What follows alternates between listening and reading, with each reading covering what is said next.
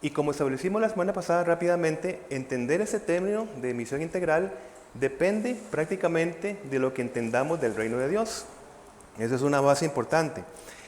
Recordemos que el misterio revelado de Jesucristo en cuanto al reino fue la restauración de todas las cosas en su persona, ¿verdad? Empezamos a hablar de esto, y no por un acto, sino por un proceso. Son palabras intencionales que son muy importantes para que podamos entender lo que es la dimensión de la misión integral.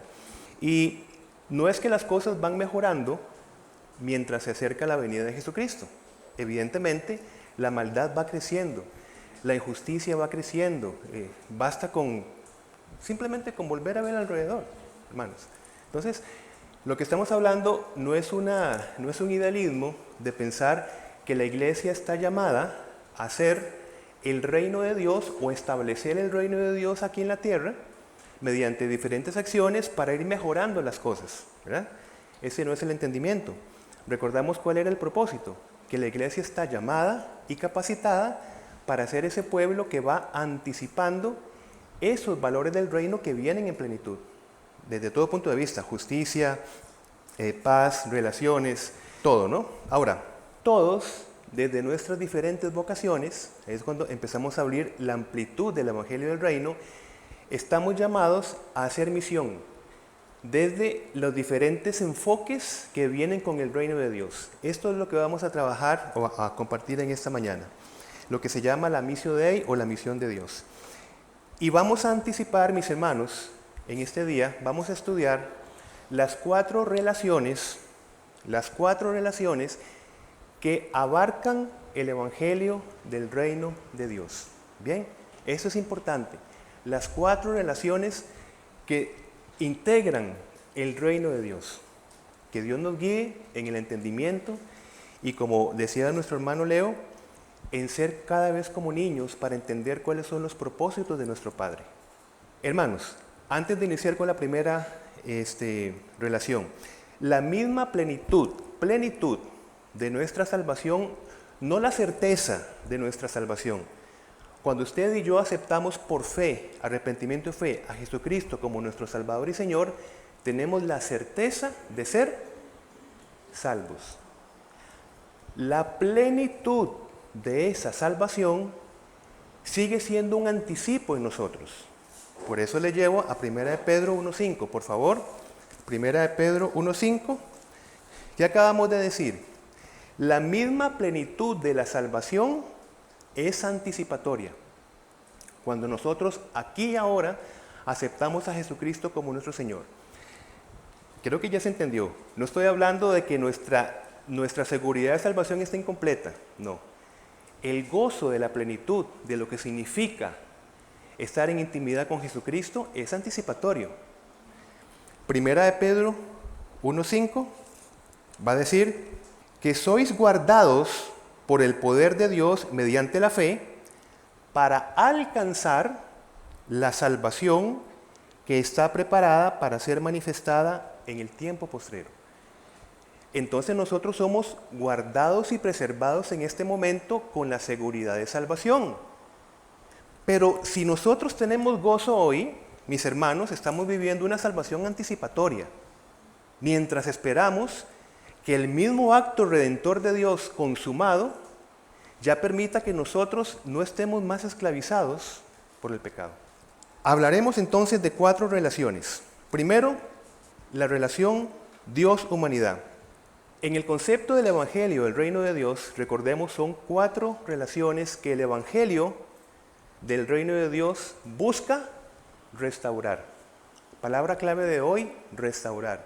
La de la semana pasada era anticipar. Muy bien. Restaurar es la palabra clave de hoy.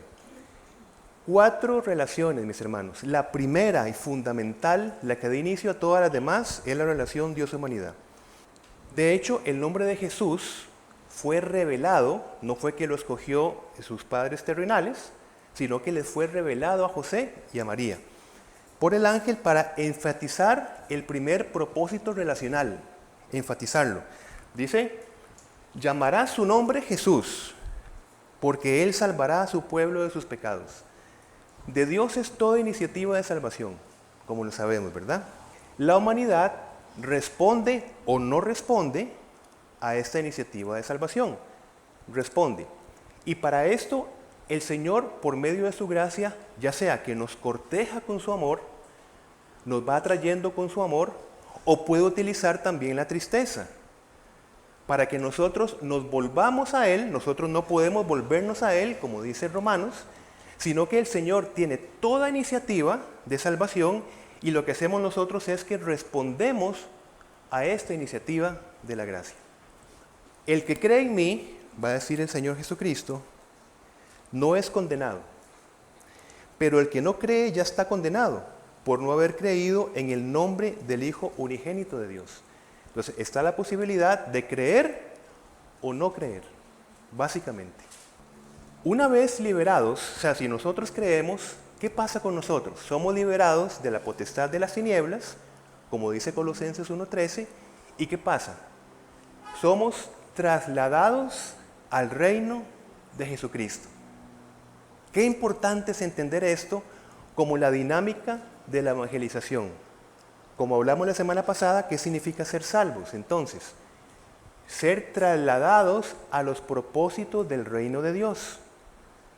Podríamos añadir tal vez en nuestro léxico cotidiano que tenemos un lugar asegurado en el cielo, en regiones celestiales, perfecto. Pero desde la palabra del Señor, al menos en Colosenses 1:13, entendemos. Estos entendimientos son importantes porque nos van dando la base para poder entender la dimensión del Evangelio del Reino de Dios. Una persona salva por creer en Jesucristo es trasladado al Reino de Dios. Y es trasladado por un propósito. Los propósitos del Reino de Dios. Por eso es que estamos hablando de lo que estamos hablando. Y este traslado al Reino de Dios es porque significa un propósito eterno del mismo Dios. ¿Cuál es? Que estemos en relación íntima con Él, perpetuamente. Mis hermanos, si hemos sido trasladados al reino de Dios, es porque el Señor está invitándonos a un propósito maravilloso. Mírenlo ustedes. Así que somos embajadores de Cristo, como si Dios les exhortara a ustedes por medio de nosotros. En nombre de Cristo les rogamos que se reconcilien con Dios. Ese es el propósito misional nuestro principal. Y con el propósito final de permanecer eternamente con el Señor. Va a decir el apóstol Juan: y oí una gran voz del cielo que decía: he aquí el tabernáculo de Dios con los hombres, y Él morará con ellos, y ellos serán su pueblo, y Dios mismo estará con ellos como su Dios. Mis hermanos, aquellos que hemos respondido por medio de la fe a esta invitación del reino, ya somos pueblo de Dios aquí en la tierra. Ya somos su pueblo. Ahora, allá en el cielo y en la tierra nueva, estaremos con todas las relaciones restauradas. Pero acá, mientras tanto, tenemos una misión. La misión de restaurar las 4 relaciones que estamos nosotros presentando en esta mañana. La primera de ellas es esta. Sin esta no se cumple ninguna de las otras, como lo vamos a ver. Es claro que Jesucristo no vino a condenar al mundo, porque ya el mundo estaba condenado, de hecho, y estamos en tiempo de gracia, no estamos en tiempo de juicio. Hasta que Cristo venga, será tiempo de juicio. Y aquí permítanme hacer una breve aclaración que podría ya estar clara para muchos. Lo que nosotros llamamos juicio final, básicamente es una exposición cósmica, llamémosle así, de lo que fue esta respuesta en vida física de la persona, en aceptar por gracia la salvación de Dios o no aceptarla en Cristo. Es decir, no es que en el juicio final vamos a ver qué nota nos sacamos, para ver si pasamos más de 70, por ejemplo. No. Es que el juicio es en vida, aquí y ahora. Entonces, ¿por qué se le llama juicio final? Porque precisamente allí se va a abrir, digamos, se va a exponer aquellos, otra vez, que respondieron o no a la salvación de este momento. ¿Cómo lo fundamentamos? Bueno, va a decir Pablo: nosotros, colaboradores de Dios, les rogamos que no reciban su gracia en vano. Porque Él dice: en el momento propicio te escuché y en el día de salvación te ayudé. Les digo que este es el momento propicio de Dios. Hoy es el día de salvación. Con esto se derrumban conceptos teológicos como el purgatorio, por ejemplo, como estar rogando por los muertos, para ver si una vez que se han separado, ¿verdad?, que han muerto, se han separado de su parte espiritual y física, tienen una segunda oportunidad. Y vamos a ver si el juicio final va a establecer tal vez una posibilidad de salvación. Espero que una explicación tan corta haya quedado claro. El juicio final, ¿cómo se entiende? La exposición de lo que fue el juicio cuando la persona muere.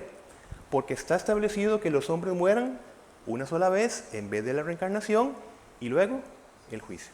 Entonces la salvación es aquí. Entonces vamos a ver, esta encomendación que tenemos cada uno de nosotros de anunciar en vida la esperanza del Evangelio de salvación. Con los que nosotros conozcamos, con los que el Señor nos ponga en el camino. Vean ustedes qué responsabilidad tan sublime tenemos de procurar la salvación hoy, en este momento. Esta sería entonces la primera relación. La segunda relación es consigo mismo. Vamos a ir buscando Lucas 4:21, por favor, para que reflexionemos sobre esto. Téngalo allí, vamos a decir unas palabras antes. Volvamos a repasar. El reino de Dios se acercó con Jesucristo para restaurar todas las relaciones. ¿Bien? Todas las relaciones. Jesús, en esta sinagoga de Nazaret, donde está contextualizado este texto, va a decir en el versículo 21, Lucas 4:21, hoy se ha cumplido esta escritura delante de vosotros. Mis hermanos, es muy importante que veamos con mucha atención esto. Hoy se ha cumplido esta escritura, dijo. Y de hecho, por esas mismas palabras, fue cuando empezó, digámoslo así, el conflicto, si usted sigue leyendo, el conflicto que pasó allí. No porque Jesús haya leído el texto de Isaías, sino porque Él dijo, hoy se ha cumplido esto. ¿Cómo que se ha cumplido esto? ¿Y qué se ha cumplido? Versículo 18. Me ha enviado a sanar a los quebrantados de corazón. Hoy se ha cumplido. En medio de también muchos otros propósitos del Evangelio del Reino de Dios. Sanar a los quebrantados de corazón. Recordemos que la restauración de todas las cosas, que incluye nuestro corazón, lo vemos, ¿verdad? Está claro. Dios permite colaboración humana. ¿Recuerda cómo empezamos la semana pasada? En el propósito de redención no hay colaboración humana. Es Cristo quien muere representando a la humanidad, pero en la reunión de todas las cosas a Cristo sí hay colaboración humana. Por eso tenemos la evangelización. No es Jesucristo, digamos, en persona quien está uno a uno. Primero llama y capacita a un pueblo, la iglesia, para que sea testigo, colaborador de la restauración de todas las cosas. Entonces, sobre ese principio, si Jesucristo dijo, ha llegado ya el tiempo de restauración del corazón, no caigamos en el error de los contemporáneos de Jesús, de decir, entonces inmediatamente todos los corazones están restaurados, sino que el misterio del reino es que fue un proceso de restauración con colaboración humana. Mis hermanos, hay heridas del corazón, llamémosle también traumas, que son posibles ser restauradas por medio de unas formas, por medio de redes de apoyo funcionales, por ejemplo, y otras circunstancias. Dependiendo de la intensidad del trauma, no me meteré, por supuesto, en ese tema en este momento. Nada más diré que hay otras consecuencias y heridas que son más profundas, en este caso en el trauma, que surgen a partir de la primera infancia. Ya van a ver ustedes por qué vamos a decir esto. Y que requiere de colaboración humana. Y el trabajo de esos colaboradores, consejeros bíblicos, terapeutas, psicólogos, ese trabajo será en nuestra vida un anticipo de un tiempo donde seremos plenamente consolados y restaurados emocionalmente. Busquemos Apocalipsis 21:4. Él les enjugará toda lágrima de los ojos. Ya no habrá muerte, ni llanto, ni lamento, ni dolor. Qué interesante, porque trauma se traduce a dolor. Porque las primeras cosas han dejado de existir. Hermanos, llegará un tiempo. Entonces, colaboradores en la salud mental anticipan en nuestra vida lo que será la plenitud del reino de Dios sobre esta relación conmigo mismo. Entonces vean ustedes que forma parte del evangelio del reino de Dios, porque es la segunda premisa que estamos dando en esta mañana con fundamento bíblico. Hablar de posibles experiencias de infancia adversas, sé que me estoy y puedo meterme en un tema muy sensible, pero creo que es necesario. Hay personas, creyentes o no, que cargan o cargamos o cargaban lo que se ha conocido técnicamente como experiencias de infancia adversas. Por ejemplo, personas con un grado de intensidad que han sufrido maltrato emocional en su crianza, maltrato físico, sexual, abandono, sea emocional o físico, niños que tal vez presencian violencia doméstica en sus casas, niños que presencian la separación o el divorcio de sus padres, niños que tienen un familiar encarcelado, un familiar con problemas de drogadicción o con padecimiento mental. Esto se define como experiencias de infancia adversas. Permítanme ser claros, mis hermanos. Si nosotros no procuramos, y pónganme mucha atención, si nosotros no procuramos la anticipación del reino de Dios sobre este recurso, aún como creyentes, nuestras relaciones, otras relaciones van a ser afectadas. Matrimonio, familia, iglesia, ministerio, etc. Incluso nuestra relación con Dios, y hablo de percepción, porque desde un modelaje específico yo puedo ver a Dios como no digno de toda confianza. Por ejemplo, en mi percepción, ¿verdad? Modelado desde el trauma. Puedo ver a Dios como una figura exigente, castigadora, donde yo tengo que hacer buenas obras y tengo que procurar hacer para ser acepto. Modelajes de crianza. Entonces, por eso es que estamos hablando que si no procuramos la restauración en nuestra vida de este segundo concepto, podríamos estar cargando con muchísimas aflicciones que van a afectar nuestras otras relaciones. ¿Es posible? ¿Usted lo ha vivido? ¿Ha visto a alguien con esta dirección? Yo sí, y bastante. Jesús dijo que amáramos al prójimo como a nosotros mismos, no en vez de nosotros mismos, ¿verdad? Como a nosotros mismos. Y es un mandamiento, mis hermanos. Véalo usted, en eso se resume la ley. Es un mandamiento de Dios. Amarás a tu Dios como a ti mismo. Y cuando nosotros procuramos nuestra sanación emocional, estamos cumpliendo un mandamiento de Dios, mis hermanos. Vamos a ver Marcos 6, por favor, es importante. Versículo 30. Dice: entonces los apóstoles se juntaron con Jesús y le contaron todo lo que habían hecho y lo que habían enseñado. Me encanta este contexto. Vienen ellos con la primera relación. ¿Recuerdan? Dios-humanidad. Felices de cumplir lo primero. Y Jesucristo les cuida la segunda que estamos hablando. Versículo 31. Y Él les dijo: venid vosotros aparte a un lugar desierto y descansad un poco. Porque eran muchos los que iban y venían, de manera que ni aún tenían tiempo de comer. 32. Y se fueron solos en una barca a un lugar desierto. Desde la experiencia de esta prioridad, el cuidado de Jesucristo por ellos, ¿verdad?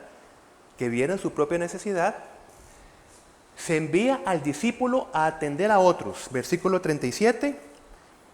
Y respondiendo, Él les dijo: dadles vosotros de comer. ¿Lo ven allí? Primero Jesucristo dice: procuren ustedes comer porque no han comido. Y luego les dijo: dadle ustedes, colaboradores, de comer. Entonces está este principio: coman, den de comer. ¿Qué problema cuando nosotros descuidamos el comer? Y aquí es una palabra donde envolvemos muchas cosas, ¿verdad? No solamente la parte física, de comer pan. Procuren resolver asuntos pendientes. Y les digo otra cosa: por medio de colaboración humana. Porque la primera relación, cuando ellos venían contentos del proyecto de evangelización, fue por la colaboración de ellos. Jesús envió. Creo que está claro, ¿no? Y como dice Pablo, primero buscamos ser consolados para luego consolar.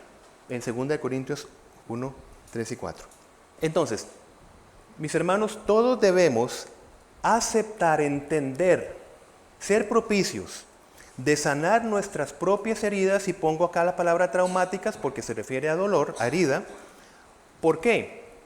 Tanto por nosotros mismos, como por nuestras familias, como por el misterio al que hemos sido llamados, por todas circunstancias donde nosotros nos relacionemos, tenemos la responsabilidad de procurar nuestra sanación emocional.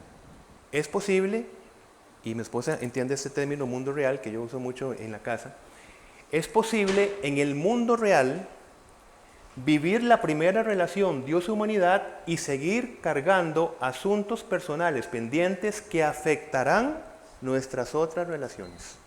Al menos denme la concesión de que es posible. Mis hermanos, entonces quedamos con el concepto escritural de ver el amar a Dios como un mandamiento. Esto se resume en la ley y los profetas, ¿verdad? Amar al prójimo como un mandamiento. ¿Y qué más? Amarse a uno mismo como un mandamiento. Amarás a tu prójimo como a ti mismo. Es un mandamiento.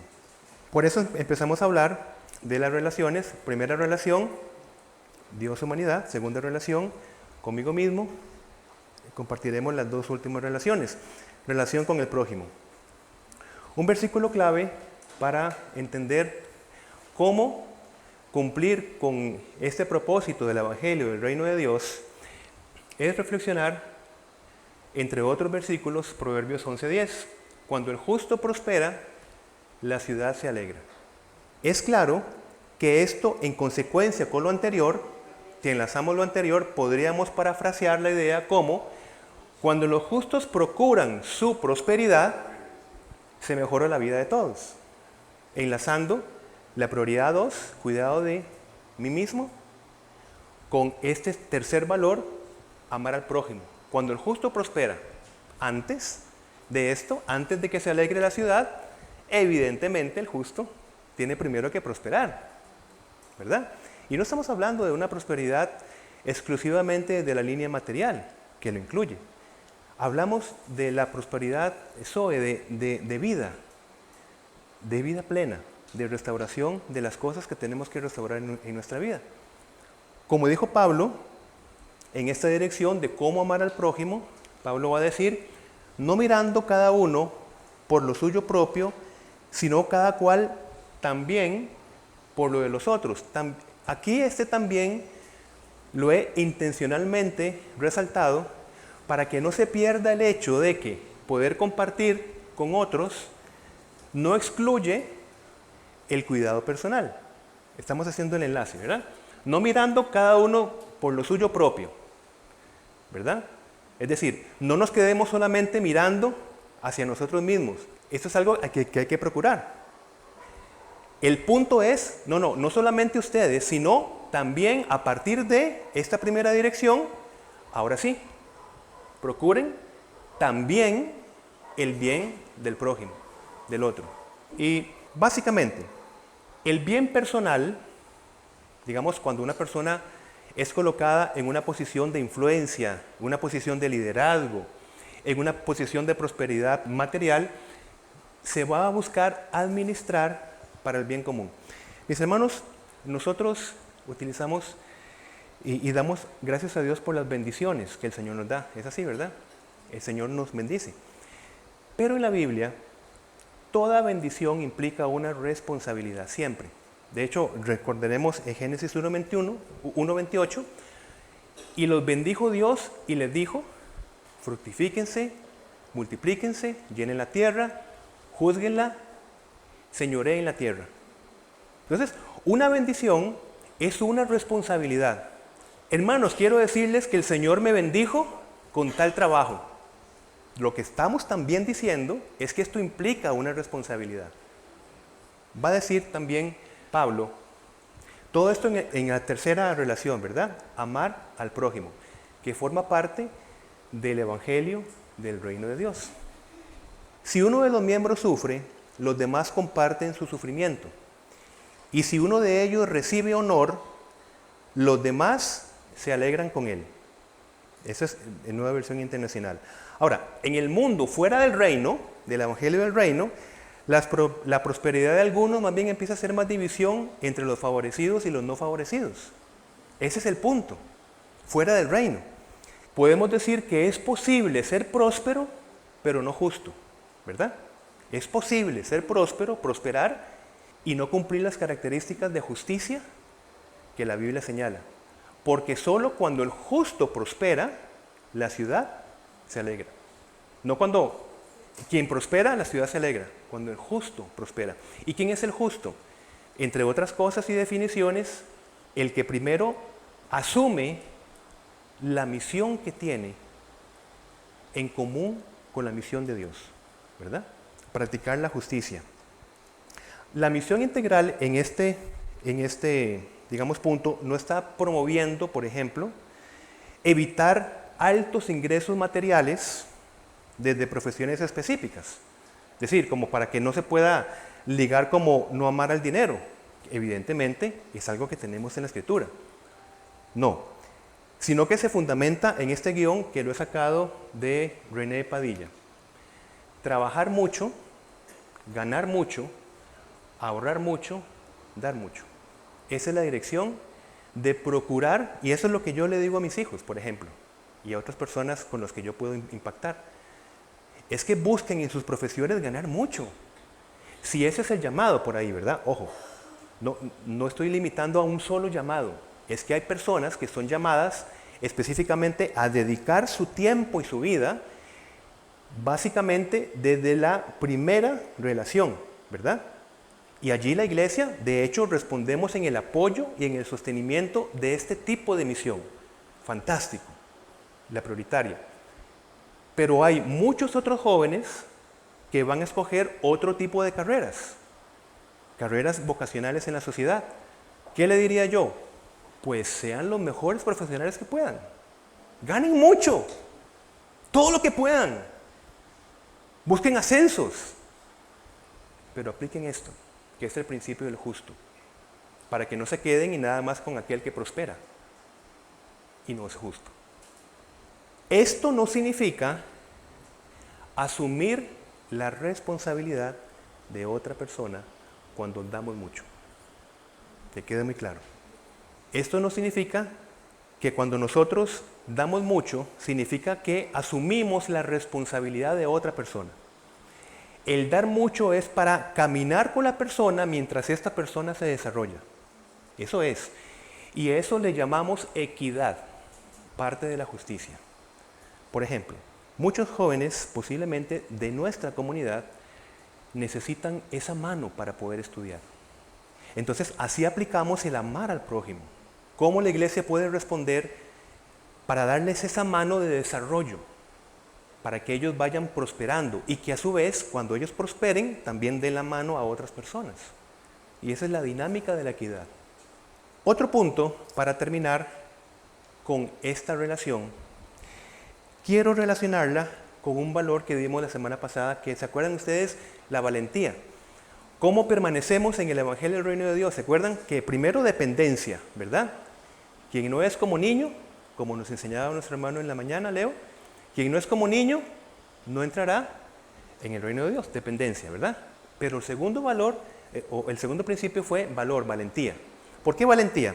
Porque amar al prójimo es oponerse firmemente ante la ideología de género y su adoctrinamiento cultural, donde la masculinidad y la feminidad es cuestión de autopercepción, porque la verdad se goza, el amor se goza de la verdad. Primera de Corintios 13:6. ¿Por qué menciono esto? Mis hermanos, como estamos ya entendidos en el marco de la anticipación de la restauración de todas las cosas, yo no creo en absoluto, basándonos en, y Dios creó al ser humano a su imagen, lo creó a imagen de Dios, hombre y mujer los creó, la restauración de las cosas yo no creo que implique las 49 géneros que Facebook quiere promocionar. por ejemplo. Entonces significa valentía para ser testigos de la anticipación de la restauración de una sexualidad afectada por el pecado, donde el culmen de restauración es hombre-mujer. Por eso es que lo he incluido, de mucho que se ha hablado de amar al prójimo, se ha dicho mucho, importante, y esto quiero también añadirlo para que nos quedemos con esto. Si ustedes y yo somos testigos de un reino que viene, es un reino que viene a restaurar también, inclusive sí, la percepción de la sexualidad, como el principio fue dado. Hombre y mujer los creó Dios. Y terminemos con la última relación. ¿Cuál creen que sería? ¿Qué hemos hablado? La última relación. Relación con la creación de Dios. Ay, mis hermanos, esto va a ser picoso, como dijo un amigo mío querido. Vamos a ir buscando Apocalipsis 5. Vamos a tenerlo allí, simplemente para que en su momento podamos llamar esta parte de la Escritura. Y empecemos, como es costumbre, desde el principio.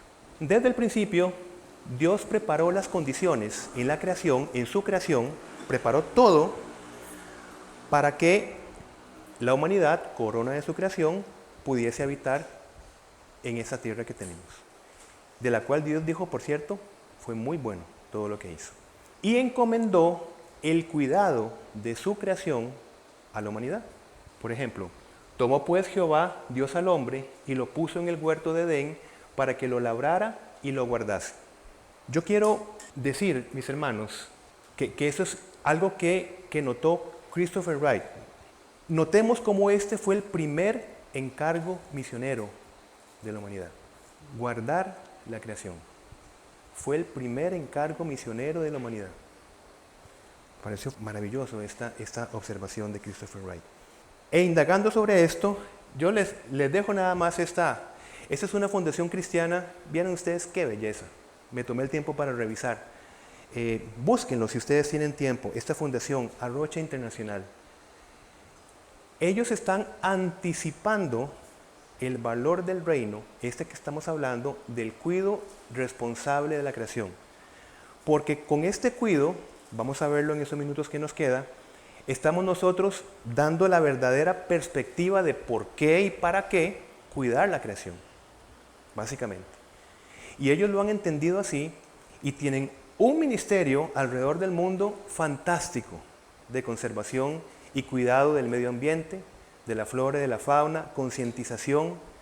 Y es que el pecado, como afectó todas las relaciones, afectó también la relación de cuidado y preservación de la creación de Dios, ¿verdad?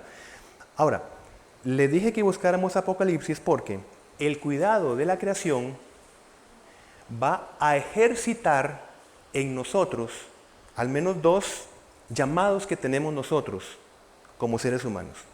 Apocalipsis 5:10, y nos ha hecho para nuestro Dios reyes y sacerdotes y reinaremos sobre la tierra. Por supuesto que está hablando de lo que será en una instauración del reino, pero vean el propósito.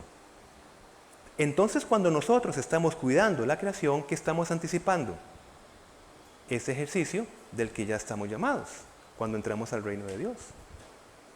Y es que este gobierno de la creación, para ir entendiendo este balance necesario, este gobierno que tenemos nosotros delegado sobre el cuidado responsable de la creación, incluye tomar lo que necesitemos, pero ahora sí, dando el testimonio de forma balanceada, equilibrada, de la creación. Por ejemplo, todo lo que se mueve y vive os será para mantenimiento, así como legumbres y plantas verdes, os lo he dado todo. ¿Qué significa? Que nada en la creación es ni divino ni sagrado, ¿verdad? Ese es el entendimiento que nosotros tenemos desde la Escritura. Y el vínculo que nosotros tenemos con la creación es tan estrecho, mis hermanos, que va a decir Pablo, la creación aguarda con ansiedad la revelación de los hijos de Dios porque fue sometida a la frustración. Entonces, nuestra misión con la creación de Dios, el verbo de la semana pasada, anticipa un tiempo donde la creación misma será también liberada de la esclavitud del pecado. Por eso es tan importante entender que nosotros no estamos con políticas, digamos, necesariamente de salvar, digamos, completamente el problema que hay en el planeta, sino que con estas dinámicas de preservación y cuidado estamos anticipando, por ejemplo, lo que está diciendo Romanos 8, 19 y 20. ¿Y por qué esto es importante? Bueno, inclusive, vean ustedes lo que dice en cuanto a justos, ¿verdad? La palabra que hemos estado usando. Los justos cuidan de sus animales, pero los perversos siempre son crueles. Ahora sí, he parafraseado la idea, con los justos la creación se alegra. Terminemos con esto, que es importante.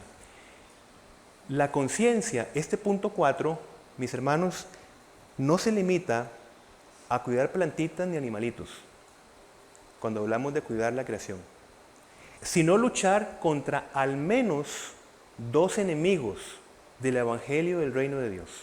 Y con esto vamos a terminar. Este punto 4 significa la lucha de 2 aspectos. 1, nosotros, como pueblo de Dios, luchar en contra del capitalismo destructivo. ¿Qué me refiero? Cuando los intereses de hacer más y más y más en un corazón lleno de avaricia, empieza a explotar la fauna y la flora para satisfacer modas, afrodisíacos, ropa, etc. Y donde se necesita que el pueblo de Dios levante la voz en contra de esto, porque es un gran enemigo esto. Si la iglesia no tiene conciencia, nos damos cuenta de la destrucción de todos los bosques y nosotros decimos, bueno, de todas maneras, ¿se acuerdan? Como tal vez puede ser nuestro primer pensamiento. De todas maneras esto se va a terminar. Ya está. Lo único que necesitamos es que Cristo venga y listo. Así que yo no me preocupo por eso. Ahí está el error de concepto. Cuando nosotros levantamos la voz es para anticipar el cuidado de una creación que va a estar depositada, por supuesto y plenamente, con la venida del Señor Jesucristo. Y luego, el otro enemigo es en contra de espiritualidades panteístas y de la nueva era, que casualmente son los misioneros de hoy y las voces de hoy, no es la iglesia, de conciencia ecológica. Es decir, esta gente son los que levantan la voz para preservar la tierra, pero desde el sentido de que la madre tierra está sufriendo, por ejemplo, de que inclusive hasta que le dan un tipo de vida propia o culto de adoración, pero aún así hay gran parte del mundo que aplaude esta iniciativa porque es lógico que se debe de conservar los recursos naturales. Pero como ellos son la única voz generalmente, o la más fuerte, ¿verdad? La asocian también con sus ideologías. Nunca dirán que la tierra es del Señor, por ejemplo. Y ahí está el punto donde nosotros nos involucramos con esto. Ahora, todos nosotros, pues no necesariamente. Por eso es que hay unos que son dirigidos hacia una línea y hacia otra línea.